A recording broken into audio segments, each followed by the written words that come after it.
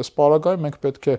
գնանք մեզ նման ավելի ազգերի բանակաշինական ճանապարհով։ Ես հաճախ սիրում եմ Իսրայելի մոդելը կոչել,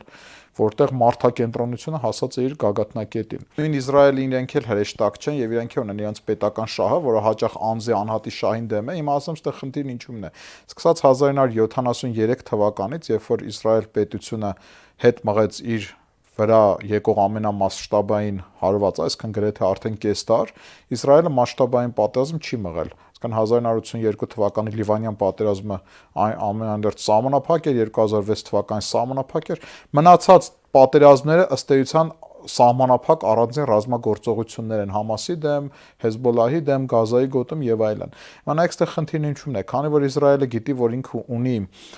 կազմակերպչական եւ ռազմական ճնշող գերակշռություն բոլոր այդ տիպի հակառակորդների նկատմամբ, եւ մյուս կողմից էլ ինքը մասշտաբային պատերազմ չի վարում այս պահի դրությամբ, այսինքն massայական գերի ընկնում եւ massայական ռազմական գաղտնիքի հանձնում չի լինի։ Ինքը մտածում է, որ 1-2 զինվոր նավ, 10 զինվոր պետք է գերի ընկնեն, այդ ժամանակ ես արագորեն օգնության կգամ եւ իրենց կփրկեմ։